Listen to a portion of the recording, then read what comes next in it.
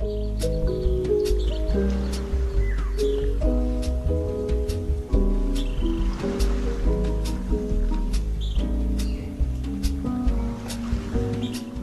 Mary Witzel-White, and this is Creative Space Chats with Writers.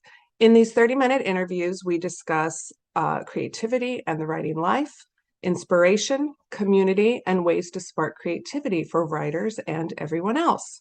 My guest today is Meghan Joyce Tozer. She's a writer, a music historian, a lyric soprano, and a mom, probably not in that particular order. She was born and raised outside of Boston and now lives in San Francisco's East Bay, as she says, among the redwoods, which is a nice place to be, I would say. Using the pen name Emily Lindin, in 2013, she founded the UnSlut Project, an online community where survivors of sexual abuse could share their stories. She had posted her annotated middle school diary on Wattpad, where it hit home with a vast readership at the same time the Me Too movement was rapidly growing. The resulting book, UnSlut, A Diary and a Memoir, was published in 2015, and a documentary film followed, which she directed. Meghan continues to advocate for survivors of sexual abuse and assault and has been a featured guest on platforms such as ABC with Katie Couric and NPR. And she's spoken to high school and university students, sharing her perspective and listening to their experiences. We're here partly too because her novel, Yay, Night Forgotten, was released on November 1st. Congratulations.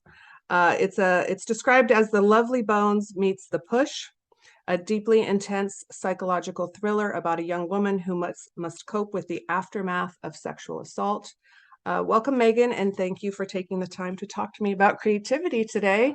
I know it must be a busy time. Yeah, it is. It's an awesome time. Everything's that I've been working on for the past 5 years is paying off. It feels awesome to have my book out in the world. Yeah, great. As mentioned, your first book was, as you have described it, verbatim entries from your middle school diary, which I think is just a concept that will strike fear in many people's hearts. How you could share that, right? I'm thinking about it now. But you wrote annotations to the entries that ended up comprising about half of the finished book. Can we start by talking about that process? What was the purpose of the annotations? As you did it, was it more for you or the expected readers? What was your process?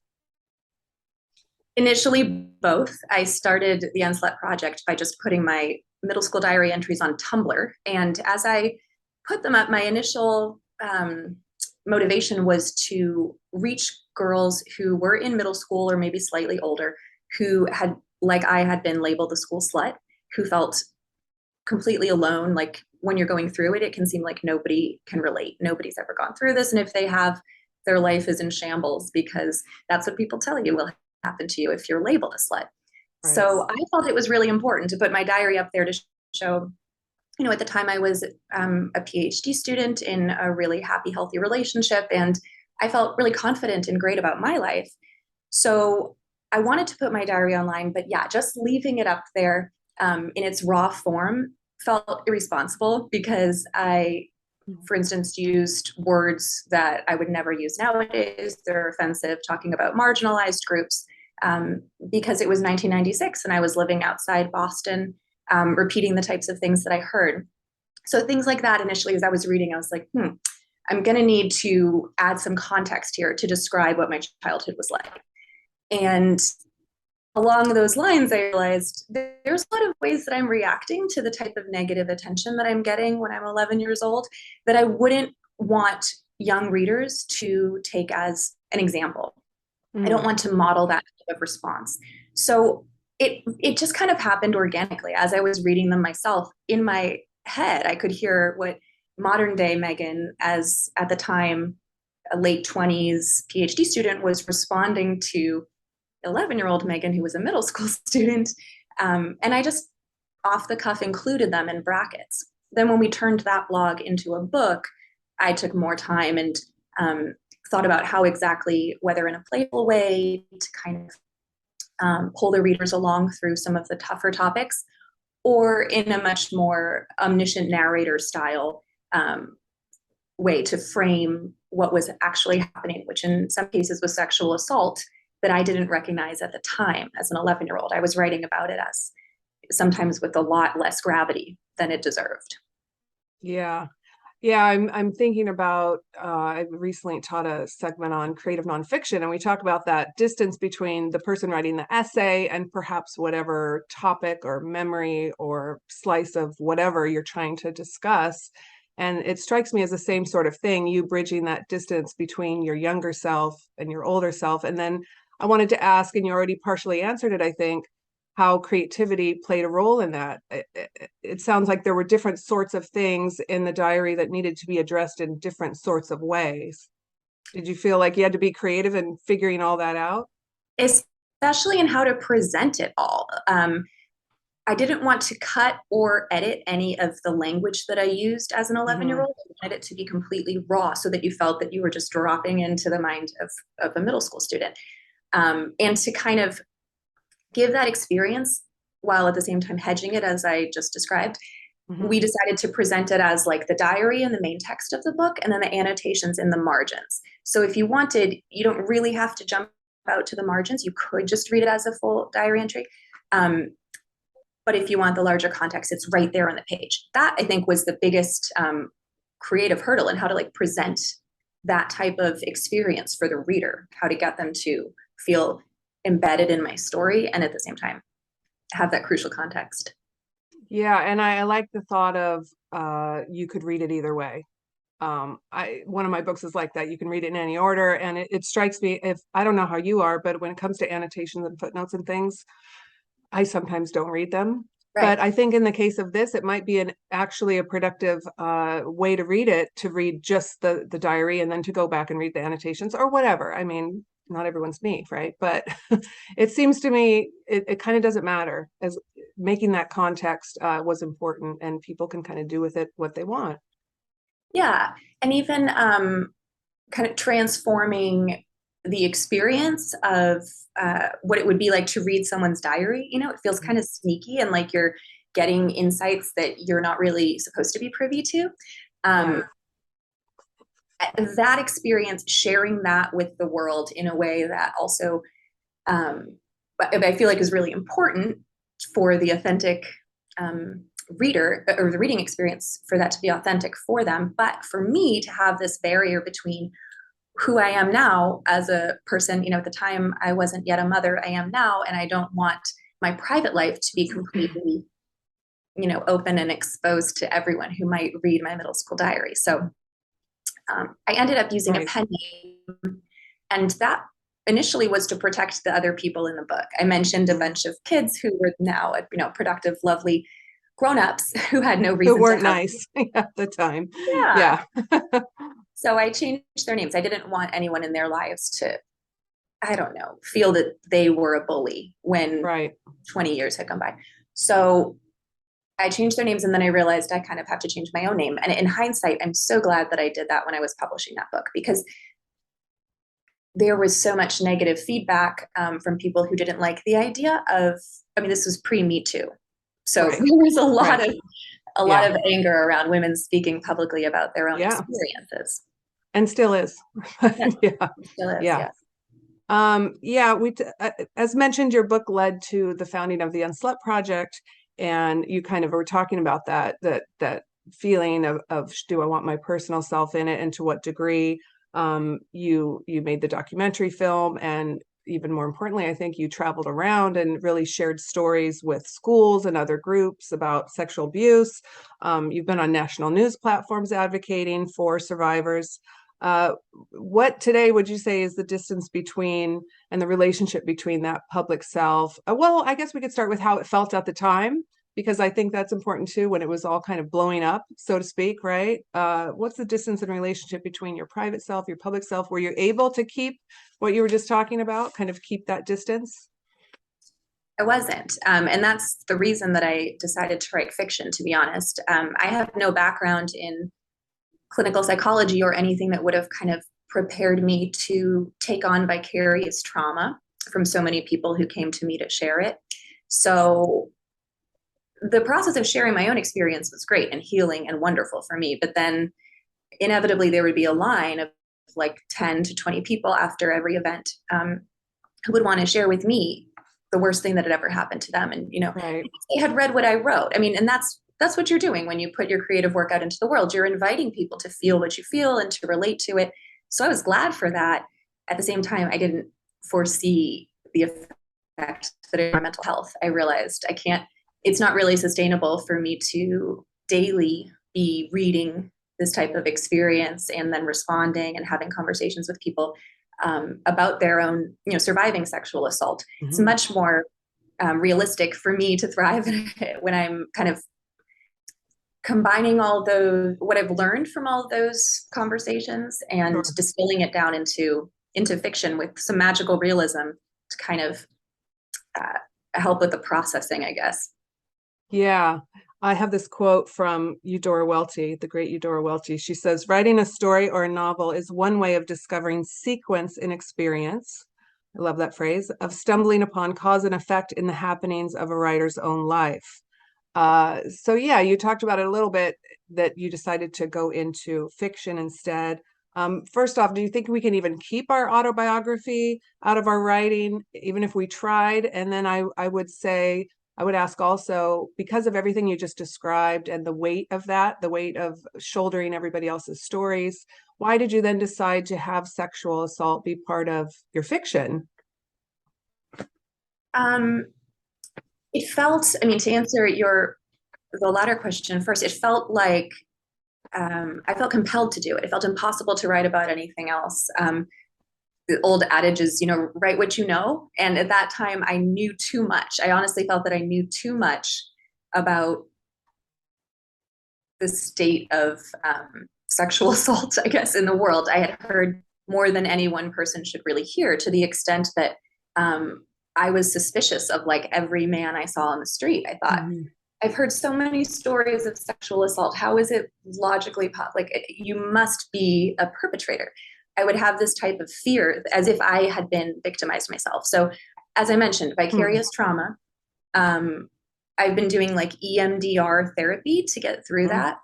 And in those therapy sessions, honestly, I've had a few creative breakthroughs where, for listeners who aren't familiar with that, you can use like vibrating paddles, or you can move your eyes back and forth, and it kind of helps you stimulate different the left and right sides of your brain while you focus on trauma. Mm-hmm. And for me, while I was turning inward, thinking about things that I couldn't even really put into words that had been described to me during my activist work, I had these wonderful creative breakthroughs, exactly what you're mentioning, of sequencing of events, of like, Mm-hmm. I had heard someone describe their trauma to me, and then an idea would bloom from that, or certain themes that I was trying to link in Night Forgotten would all of a sudden kind of coalesce in that wonderful way that happens, like probably for me once a month.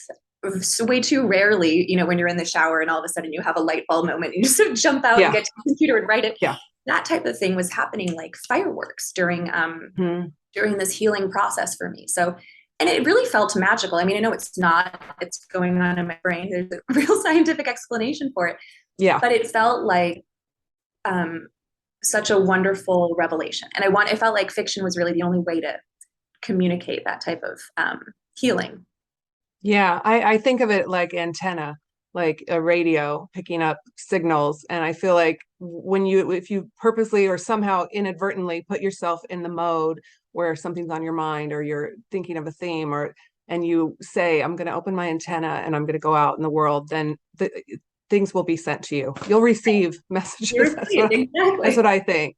I think in our busy lives, we have so much other I mean, I sometimes purposely have to say, okay, now this morning, I'm going to think about this, because otherwise it's all static, right? It's all craziness. Absolutely. So the process for you was really so deeply part of what she called, as you said, the sequencing of events, and that finding the cause and effect of your own stuff. And I don't think, it sounds like you didn't expect that, or that wasn't really a goal. No, I mean, my priority coming out of the UnSlut Project was to kind of be able to be a functioning member of society again. Frankly, I was Yeah. like terrified, just so steeped in all of the Me Too stories that had been shared with me personally, that I just felt like I need to have some way to wrap my mind around this, some way to channel it creatively because I'm a writer. I knew that I would be writing, but I had already written my personal story in so many ways. I had spoken about it and rehashed it, and I didn't need talk therapy. I needed to turn inward and to kind of look at how these things connect. So it worked for me. And I really feel I wouldn't have, I mean, I should pivot now to the process of writing Night Forgotten in general was also a kind of therapy. Because I mentioned to you in a previous conversation that I did NaNoWriMo, National Novel Writing Month, which is happening right now. Right. Try to crank out a novel draft in a month. And that was a few months after my daughter's birth in 2017. And I thought, you're like, I'm not doing much. Let me do NaNoWriMo. I mean, they do sleep a lot in the beginning. It's true. I mean, I wrote a lot of it with the baby attached to my breast, frankly. I was nursing, I was sleeping, and I thought, I don't know who I am. My identity is out the window. And so just being able to accomplish that, it wasn't good. I mean, it was a 50,000 word draft that is completely different from the book. But it was a goal that I set and that I reached. And it was like, okay, I can do things that I set my mind to, writing related.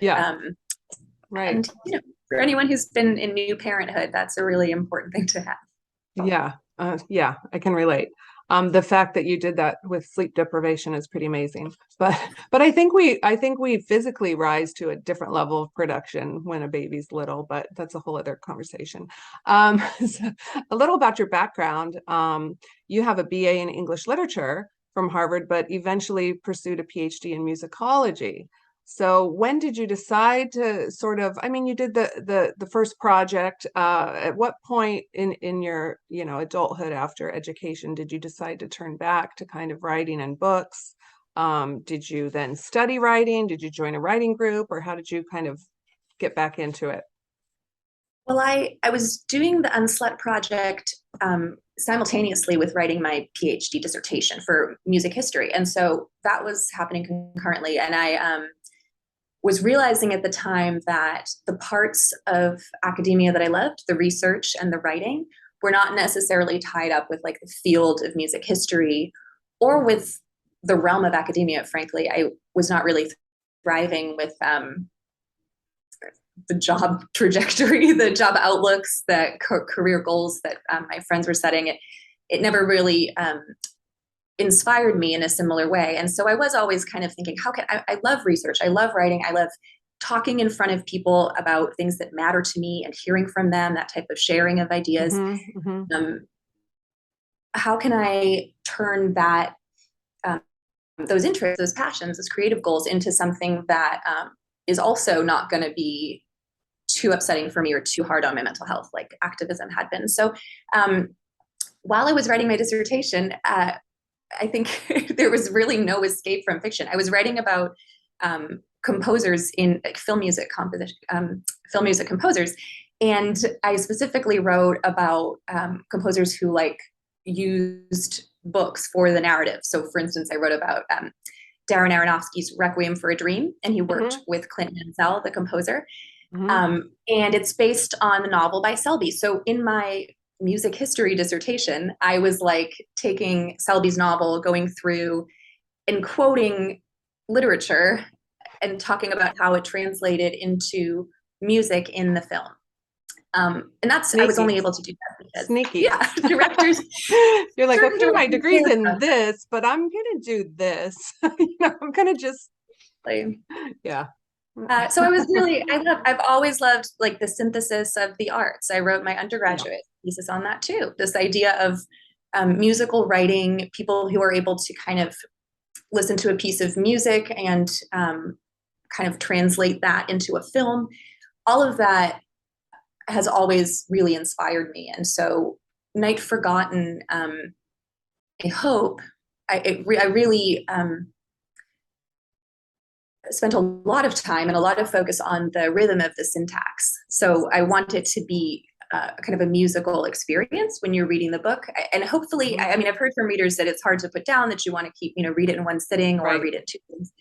And that's similar, I feel, to the way you experience like a piece of music. You sit down, you listen to it from beginning to end. And at the end, you're different, you're changed, something has Shifted really resonated in your heart. Yeah. or grown or something. Yeah, there's something still there. Well, let's talk about the book. So Night Forgotten is the story of Julie Porter and her husband, Owen. They've just purchased their dream home. They're thriving in their careers. They'd like to start a family. But one night after Owen can't attend a neighborhood holiday party because he has food poisoning, Julie goes by herself and at some point wakes up half clothed in the neighbor's bathtub. What follows are the traumatic ripples of the sexual assault she suffered that night. I have one other quote from a very wise soul, Mr. Rogers, who said, anything that's human is mentionable, and anything that is mentionable can be more manageable. I think about that a lot, the phrase unspeakable, and how sometimes fiction is a way into the unspeakable, whether because it's something like this that is horrific, or it's just something we haven't resolved in ourselves, and it's a way of finding a voice. You talked already about your process and how it was part of your healing with writing the project. But I'm wondering too about your advocacy. We talked about your personal and private self. How did, those feelings of advocacy, did they enter into this book at all? Obviously, you dealt with the theme of sexual assault, as we discussed, but you had also become an advocate and an activist, which was taking a toll on you. Did you kind of separate yourself from that with writing the book, or is it still part of it? It's definitely part of it. And honestly, the trick too that I found for me anyway, for writing about those unspeakable things without them taking a toll, was to remove myself like physically. I had been writing in my home. And so when I knew that I was going to be writing, really getting into it and really trying to immerse myself in those scenes and in writing specifically about traumatic things, I went away for a week. I just went into a cabin in the woods where I was able to not worry about taking care of my kids and not worry about maintaining, a neat home. I'm gonna guess you still worried a little bit, but I get it. I get it. Yeah. I did. Yeah. But okay. I mean, I was able but not to as much. sleep.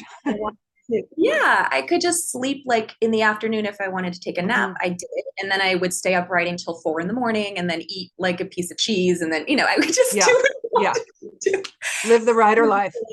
Yeah. And it was doing that allowed me like the time and the space where if I could monitor myself. Like if I was feeling really upset and anxious, I could just be like, okay, I'm going to take a step back. I'm going to go on a walk in the redwoods. I would always go on my retreat in the redwoods. And Yeah. really, I mean, they're why in the not? acknowledgments in my book, to be honest. Yeah. Really, Thank you, um, trees. yeah. Yeah. And just to kind of get centered, get back to myself and realize that that's not happening right now. I'm safe. I'm writing about it. I'm not experiencing it. And it sounds so silly to say out loud, but that's really what your brain is. If you're writing immersively, if you're really kind of in the flow and you're writing about something that's so traumatic, I feel it's almost impossible not to trigger it in your own brain. Yeah. I often tell students that even if you don't try to, you might find that you write about the same themes over and over and over. You know, I feel like throughout everything I've written, it's hindsight 2020, right? You look back and you think, yeah, it shifts for me. When I was younger, it was more identity and finding yourself, but it really has always been about human connection. And for me, do you feel that sexual abuse and assault will be something that revisits? Are you okay with that if it does? Do you feel like you're sort of past it, not only in your life, but in writing? I hope I'm past it in my life, although I mean I feel that Well, I meant more your fortunately sorry, yeah, of course. it just Mm, I mean I feel yeah, like there's no way to get past the types of things that motivate my writing. Like, yeah. personally, as I mentioned, God willing, I will never be sexually assaulted again. However, even if I am not, even if it's not something that comes up with me personally and it's not something I have to like work through. I guess that's what I meant, more like the Yeah, processing of it. Yeah. that feels very much in my past. I think Mhm. with Night Forgotten, it was much more what I was going through at that point, which was motherhood and all these, again, unspeakable feelings that people when we're in debate about abortion rights in this country, people will mention, on one side of the spectrum, what about all the women who considered abortion but ended up going through with the childbirth, with giving birth? What about all of those people? And there is that question that's almost unspeakable. Well, what if those people didn't exist? What if those women had not been forced to give birth? Yeah. What would the world be like? And for people who are on one side of the debate, even the exploration of that from the perspective of someone who has chosen abortion or chosen to have an unwanted child, unwanted pregnancy, bring it forth into childbirth, I feel like everyone has a different perspective because all of our experiences are by nature unique. And so we need to have those out there. It'd be by speaking it, as you mentioned, Mr. Rogers, by speaking the unspeakable, it becomes manageable. Something like that. I'm paraphrasing. That's what he thinks. That's what he thinks. I think it sometimes will lose power. I think there's a power in speaking things, not only sometimes if you want to bring something into being, or sometimes I think it can also make something more manageable or livable, getting it out. Or even, people who coming to terms with, the fact that their mother had not chosen, who would have preferred at the moment to have an abortion, or coming to terms with the choices that they've made, regret of motherhood. That's something that there is no space in our society for, is for mothers who regret motherhood or who have resentment or anxiety around it. Nobody wants to hear about that. So I made a character in my book go with that. I felt like that was a way to kind of open up that awareness without someone in the real world needing to raise their hand and say, I regret having my kids. Nobody will ever do that in a book group. Right. But if you have a character who does that, you, as a reader, again, it's one of the magical things about fiction. You can imagine there might be someone who does, and it allows you to imagine different situations that are completely out of your understanding, or that might be a little closer to your understanding than is possible. It might be an agent of representation for yourself as well. Well, it must be a very, I don't even know a word. I was going to say surreal, but not surreal. Having the book, having your first, the middle school diary come out amidst all this rise with the Me Too movement, and now Night Forgotten. And I don't know how much you want to get into plot, but having that come out now with all this debate, which is shocking that we're even having about abortion rights. It feels like a weight also. I mean, it's good that we're talking about it, but it's kind of unbelievable that time goes by and here we are again with some of these same issues, right? It does feel a little unbelievable. Readers of the book will not be surprised that I was raised Catholic. And so I was raised anti-choice. I say I was raised. I will say I was even less understanding of women in a position to have an abortion than like my parents. I would have a conversation with my parents and say things like, if she was irresponsible enough to become pregnant, how can she be responsible enough to choose who gets to live and who gets to die, without recognizing that I was asking her to be responsible enough to be a mother? I mean, I honestly don't know where my conservative approach came from all through childhood, but I was able to work through it in Night Forgotten. I mean, I really feel like, I do know where it came from. It came from weekly mass and being told exactly who I was and exactly what my role was, And so in Night Forgotten, the Catholic character is my protagonist's husband, which allowed a little bit of distance for me, and also allowed me a little bit of compassion for Catholic men, to be honest, because that's been a reckoning I've been working through. Catholic women, tend to support the whole church. They do a lot of the labor. They wash all the chalices. They fold all the garments. They make everything run. And that's another character in my book, a Catholic woman who makes everything run.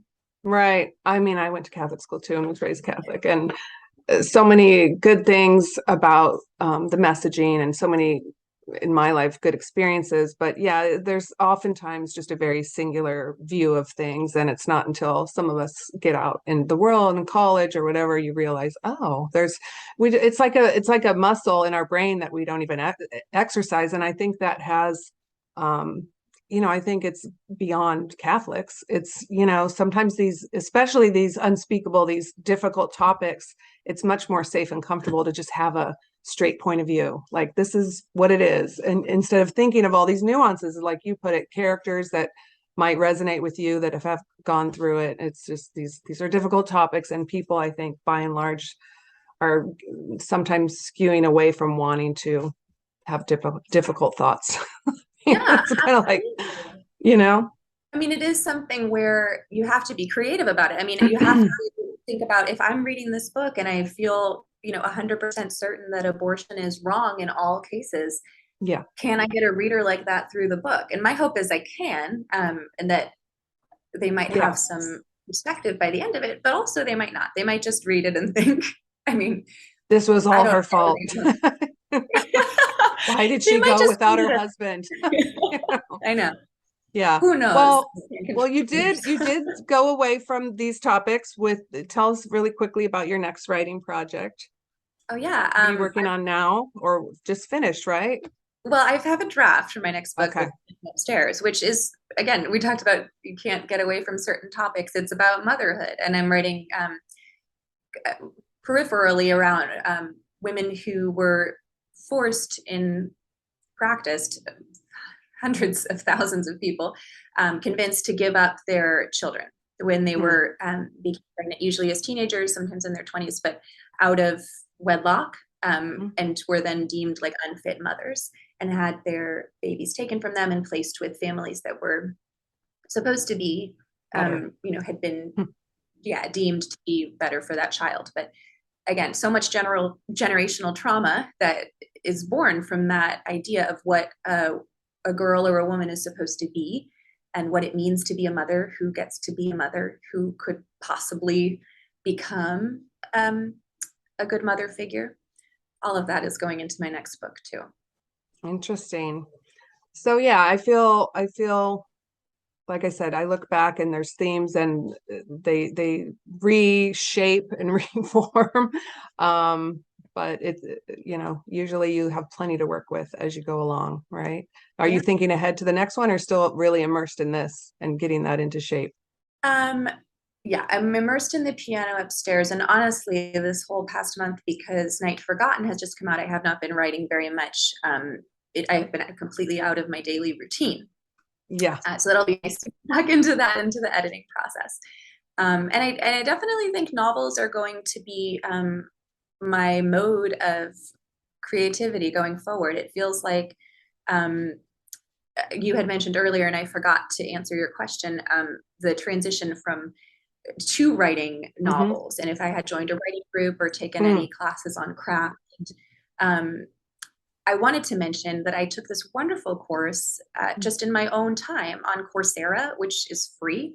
Wesleyan University offers it, and Okay. it's on creative writing, and it's things like that that are a couple hours investment, where there are a lot of books on craft that are not going to resonate with you. I mean, a lot of them they're written by people who approach writing in ways that work for them, and so Yeah, it is really like um, process of elimination, I guess. It's pretty easy to tell right away if it's someone you're going to relate to or not in terms of what right. works for them. And I've had a lot of fun thinking to myself, I've always known that writing was a passion of mine and kind of came more easily to me than other subjects in school. But writing a novel and kind of digging into, I mean, I had done a literature degree and didn't know how to write a novel. Like, I didn't understand Yeah, the structure of it and how to plot, and I knew how to do it backward. I knew how to analyze a novel. yeah. But kind of flipping that on its head was really, I mean, it was fun. It was a But I, whole, I always say, because of that, inherently more than you think you do. If you're a reader and you read a lot, you know more inherently. It's just putting terms to it and figuring out methods. And I teach writing, and I'm always qualifying everything. Well, this is what, our textbook is saying, and this is what I think. And none of that might work for you. So just, I feel like it's like throwing spaghetti on the wall. Here's a lot of stuff I'm going to throw at you. You pick and choose what resonates, what works, what doesn't work, Right. what people think. This is what the literary community thinks. This is what's currently on, being published, and you do your thing. Here's all the stuff that's in the rules and all the stuff that worked that isn't. So good Right. luck. Exactly. They leave, they're like, oh, what kind of class was this? She didn't tell us what to do. It's like, well, kind of. Right. One last question. If I didn't have creativity in my life, I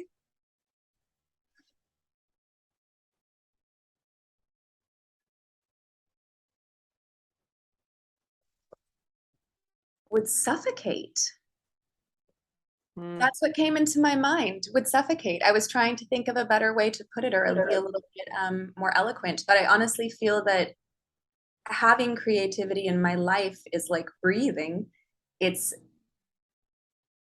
so much a part of who I am.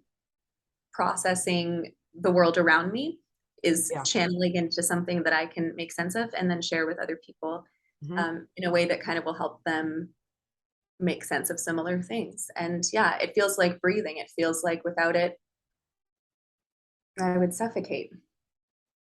I think that's eloquent.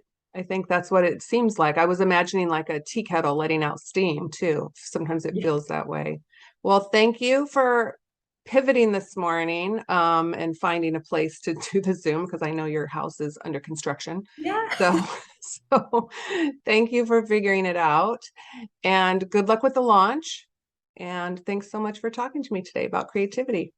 Thanks, Mary. It's been really good to talk to you too. Yeah, you too.